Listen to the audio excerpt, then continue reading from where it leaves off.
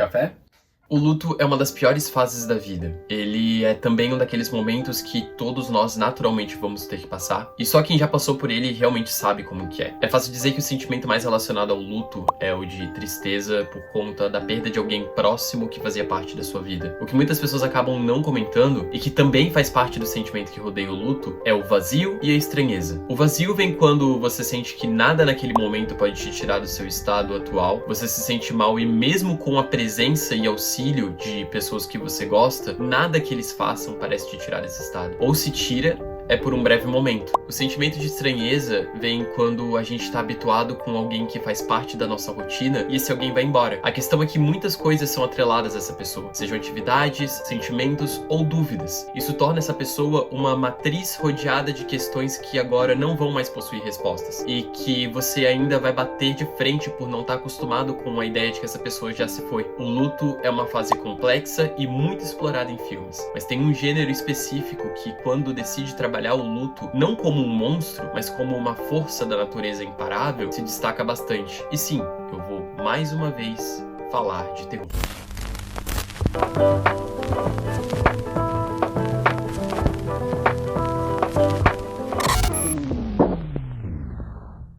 Pode aparecer um pouquinho de fumaça aqui no canto, mas eu não fumo. É que eu tô com um umidificador bem aqui no canto, porque o meu quarto é muito quente e eu não tenho dinheiro suficiente para comprar um ar-condicionado, porque eu sou pobre. Então, não é um narguile, não é cigarro, é um umidificador. Explorar o luto com o gênero de terror é uma tarefa difícil, já que a gente tá falando de um tema delicado e que muitas vezes é até um tabu, e por se tratar não somente de uma fase, como também um sentimento, é muito fácil uma obra mirar no terror e acabar acertando no drama. Ou então você pode utilizar elementos de terror como um pano de fundo para contar uma história que, no fim, é de drama. Quando eu assisti Hereditário pela primeira vez, eu definitivamente não estava preparado. Esse é, de longe, um dos meus filmes de terror favoritos. Nessa época, eu não gostava de narrativas muito aprofundadas e cheias de simbolismo no terror. Eu era fã da forma clássica, sem muitas camadas, e eu acho que foi isso que fez eu gostar do filme.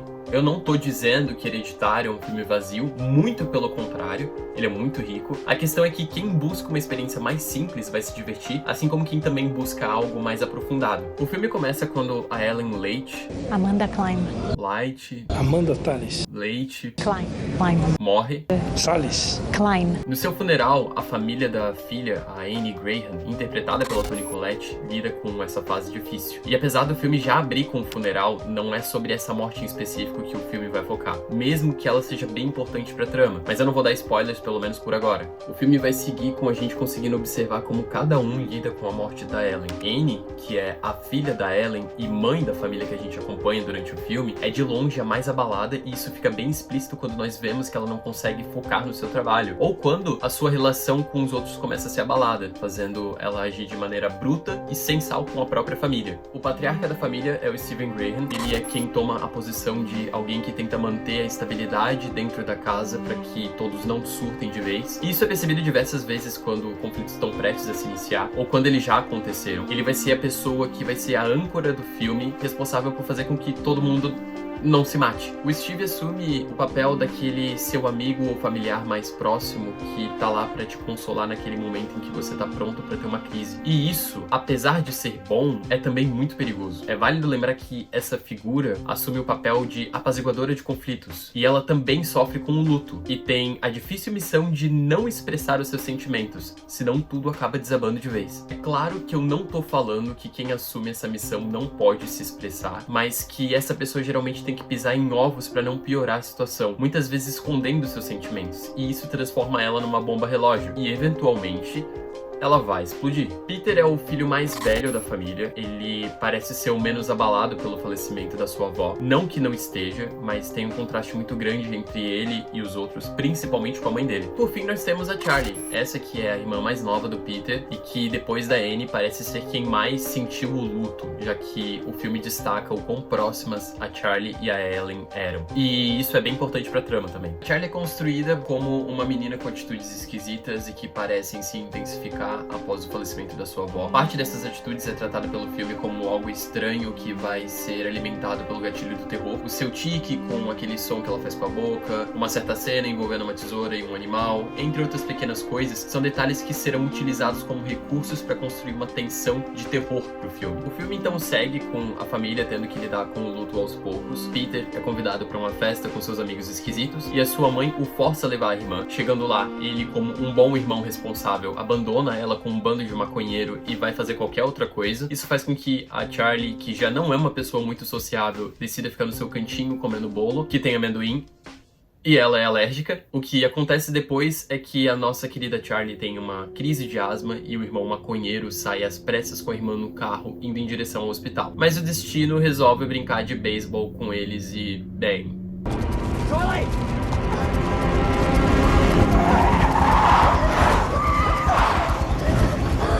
Eita porra, que cheiro de maconha! Hereditário, na minha opinião, é dividido em duas partes. O prólogo e a cena do poste, porque é a partir daí que o filme realmente começa. Pensa comigo, tenta se colocar no lugar do Peter. O que você faria? Porque é isso que ele se pergunta por várias horas, até tomar uma decisão que culmina em uma das melhores cenas desse filme.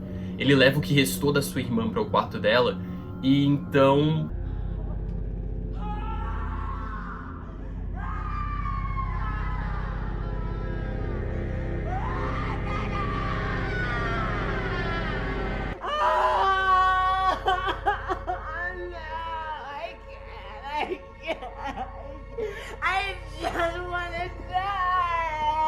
Eu gosto dessa cena por conta da tensão dela. Você sabe o que vai acontecer, mas mesmo assim você fica apreensivo querendo que não aconteça. Querendo que seja só um sonho, mas não é. É real. Essa cena é muito chocante e também é muito gráfica. Depois dali, o filme alimenta uma tensão entre mãe e filho, que acaba sendo apaziguada pelo pai, que ainda guarda seus sentimentos ao ver a família em crise. E no contratempo, a Annie faz amizade com uma estranha mulher que oferece uma solução sobrenatural para um encontro com ela e a sua filha morta. Ela fica receosa no começo, mas por fim acaba cedendo, e é aí que nós vamos finalmente trabalhar o terror. Esses pequenos momentos sobrenaturais servem como um combustível para mover a trama, mas não são tão necessários na minha opinião, já que o filme vem cumprindo um excelente papel ao estabelecer essa tensão entre mãe e filho, que não conversam desde aquele jogo de beisebol, mas você sabe que uma hora essa conversa vai rolar. E quando ela rola, meu amigo... You okay, Mom? What? Is there something on your mind? Is there something on your mind? It just seems like there might be something you want to say. Peter. Like what? I mean, why would I want to say something so I could watch you sneer at me? Sneer at you? I don't ever sneer at you. Oh, sweetie, you don't have to. You get your point across. Okay, so fine, then say what you want to say then. Peter. I don't want to say anything. I've tried saying Okay, so things. try again, release yourself. Oh, release you, you mean? Yeah, fine, release me, just say it. Just fucking say it. Don't you swear at me, you little shit! Don't you ever raise your voice at me! I am your mother! Do you understand? All I do is worry and slave and defend you, and all I get back is that fucking face on your face! So full of disdain and resentment and always so annoyed. Well, now your sister is dead. And I know you miss her. And I know it was an accident. And I know you're in pain. And I wish I could take that away for you. I wish I could shield you from the knowledge that you did what you did. But your sister is dead. She's gone forever. And what a waste. If it could have maybe brought us together or something. If you could have just said, I'm sorry, or faced up to what happened. Maybe then we could do something with this. But you can't take responsibility for anything. So now I can't accept. And I can't forgive. Because nobody admits anything they've done! Depois dessa cena maravilhosa, que até hoje inclusive é referenciada, o filme decide focar mais no terror, mas sem deixar o drama do luto de lado. Afinal, essa é uma parte essencial do filme. A Joanne é a mulher responsável por introduzir de vez o terror na trama. Ela consegue convencer a personagem da Anne a entrar em contato com o mundo espiritual em busca da sua filha. E tal coisa provavelmente não seria feita se a Anne estivesse no seu estado mais lúcido. O estado de fragilidade gerado pelo sentimento de perda, raiva e não aceitação abrem portas para ela experimentar algo novo. Para Anne foi o contato com o sobrenatural, mas para outras pessoas podem ser novos vícios como álcool ou tabaco. Nós temos uma mãe que ao longo do filme vai ficando cada vez mais desesperada ao ver a sua família desestruturada e que busca refúgio em outros lugares. O problema são os lugares que ela busca esses refúgios. No início parece ser algo belo e acolhedor, mesmo que para os membros mais próximos, como o marido e o filho, possa soar como algo bizarro. E a verdade é que é algo bizarro mesmo, e que a Anne não enxerga isso por já estar imersa nessa questão. É quase que como uma droga, e como tal, a droga não afeta somente o usuário, afeta a família também. A reviravolta é que a personagem da Joanne, que ofereceu a solução do sobrenatural pra Anne, é na verdade membro de um culto que adora um demônio chamado Paimon. Situação normal, né? Culto esse que inclusive a mãe da Anne participava, e o objetivo desse culto é achar um hospedeiro homem pra chegada do demônio. O hospedeiro que tenha essa mesma linhagem da Ellen. Por esse motivo, a Ellen e a Charlie eram muito próximas. E por esse motivo, a Ellen tratava a Charlie como um garoto, mesmo sabendo que ela não era um. Isso simboliza a não aceitação não somente pelo gênero da garota, mas pelas consequências disso. E eu tô falando da morte da própria Charlie, depois que o demônio não se sustentou em um corpo feminino. Então, se ele precisava de um receptáculo masculino, a próxima vítima seria Peter. E agora você deve se perguntar, mas se o demônio precisava de um corpo masculino, por que ele não foi direto no Peter, já que ele é o irmão mais velho? Essa dúvida ela é respondida em um diálogo logo no início do filme, onde a Anne diz que por conta da sua criação difícil, ela não deixou a sua mãe se aproximar do Peter quando ela era criança. Mas quando a Charlie nasceu, ela se tornou mais permissiva e isso abriu as portas para que a Ellen usasse a Charlie para se aproximar do seu objetivo principal, Peter. Depois que nós descobrimos toda a verdade sobre o culto, o filme muda completamente. É agora que vira um filme de terror e horror. É quando o culto se envolve de vez na vida da família, nos rendendo um final aonde a importância do enredo muda não mais para Charlie ou para Anne ou para o marido da Anne, mas sim para o Peter, esse que depois de um incidente na escola acorda em casa e encontra tudo virado de cabeça para baixo. No final do filme, o Peter acaba cedendo ao demônio Paimon, como a sua avó tanto queria, e a família acaba tendo um final trágico e devastador. Eu quis correr um pouco mais falando sobre a reta final desse filme, porque a ideia do vídeo em si não é falar sobre terror, mas sim como o luto é trabalhado nele. E eu sei que, apesar do final ser muito bom e tenso, ele acaba deixando o luto de lado para concluir a trama. De qualquer maneira, eu recomendo bastante esse filme e ele tá facilmente no meu top 10 melhores filmes de terror. Ainda se tratando de luto, existe um outro excelente filme que, apesar de não ser de terror, ele usa elementos que são muito comuns no gênero, como fantasmas e poltergeist.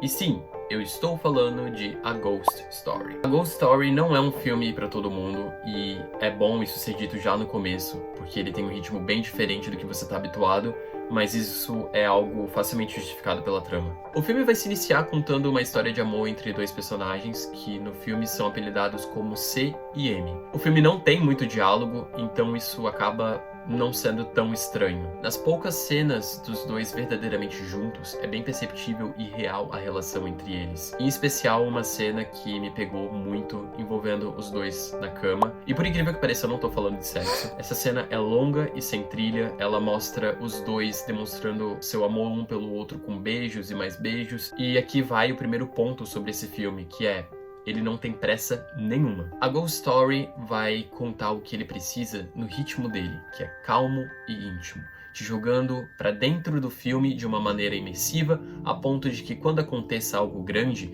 seja realmente impactante. E acontece. Os eventos grandes, que normalmente são apresentados nos filmes com cenas extremamente romantizadas e trilhas melancólicas, aqui vão ser trabalhados como algo simples, porém real. Isso é perceptível quando temos um corte entre a cena do casal e um acidente de carro que acaba matando o personagem do C. Essa transição é tão fria, na minha opinião, que acaba mostrando o quão rápida uma vida pode ir e vir. Nós vamos de um momento fofo, com alguns questionamentos, para um acidente fatal que impacta de vez na vida de quem está envolvido. O personagem do C acaba morto e agora o seu único destino é vagar por aí coberto num manto branco, o que o transforma na visão clássica de um fantasma. O curioso é que ele imediatamente vai para sua casa e passa a observar a sua esposa. O que torna tudo tão agoniante é que nós passamos a seguir o filme do ponto de vista do fantasma, sabendo que ele não consegue mais interagir com a esposa viva. A partir daí, nós percebemos como o tempo pode ser diferente na perspectiva dele. Acompanhamos a personagem da Amy passar por todo o seu processo de luto praticamente sozinha, com longas cenas sem diálogo algum e um completo silêncio. E é claro que eu vou destacar a cena da torta, que é uma cena que dura praticamente 5 minutos e não possui nada além de uma única pessoa comendo uma torta inteira, servindo somente para que ela vomite no final. Isso parece idiota, mas ao assistir o filme e principalmente depois de terminar ele, você entende a necessidade dessa cena e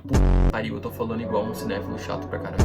Como eu disse, nós acompanhamos o processo de luto da Amy enquanto o C passa por um estágio de superação e compreensão de que as coisas não vão voltar ao normal. Ao mesmo tempo, é triste e belo ver a Amy conseguindo lidar com o luto. É belo porque nós vemos ela voltar mais forte e triste porque nós vemos o desapego dela, que consequentemente é gerado por conta do tempo. Sendo uma das cenas mais fortes quando a Amy começa a se relacionar com uma outra pessoa enquanto o C tá lá no fundo. Não vemos o rosto do C depois dele ter morrido, apenas coberto por um pano, mas mesmo assim a gente sabe exatamente qual que é a expressão e o sentimento que ele tá tentando passar. A gente entende que o filme finaliza o arco da Amy quando ela finalmente deixa a casa e passa a seguir em frente, enquanto o C permanece na casa por conta de um apego emocional. Aqui eu vou abrir um parênteses só pra dizer que, apesar de tudo que eu disse até agora, o filme não é sobre o luto. O próprio filme diz It's all about time, ou seja, é tudo sobre o tempo. E quando a Amy deixa a casa para seguir em frente, nós inicialmente pensamos que o filme finalmente terminou, quando na realidade ele só chegou na metade. A ideia do filme é mostrar como o tempo pode ser diferente e cruel, e como muitas coisas que nós julgamos serem importantes podem ser apenas detalhes pequenos em uma roda gigante. Eu não vou entrar nessa visão niilista do diretor sobre a percepção dele a respeito do tempo, porque eu acho que isso em si rende o vídeo inteiro, e esse aqui já tá bem grande. O meu foco é falar sobre como o luto pode ser um excelente meio para criar questões dramáticas que amarram a trama, deixando personagens mais humanos. Eu sei que a Ghost Story tá bem longe de ser um filme de terror, mas eu tenho certeza que se esses elementos fossem utilizados em uma trama, tal como foi em Hereditário, o nosso apego emocional seria muito maior, justamente por conta do que eu disse no começo do vídeo. O luto é como uma força da natureza imparável, e que todos nós vamos presenciar. E por isso, de maneira inconsciente, temos essa empatia por personagens que estão passando por esse momento. Eu acredito que quanto mais empatia por personagens, maior a preocupação, logo maior o terror. Existem outros filmes que trabalham muito bem esse tema, como Babadook, que inclusive eu preciso reassistir, Midsommar, que eu já fiz um vídeo a respeito, e O Orfanato. Esses filmes, apesar de não terem o luto como um foco principal, ele é uma parte essencial e extremamente importante, e que por muitas vezes é o motivo pelo qual nós nos apegamos a esses personagens. Eu recomendo fortemente esses filmes, até para vocês terem uma experiência diferente de como o terror pode ser trabalhado, e quando bem trabalhado, pode te deixar reflexivo por dias.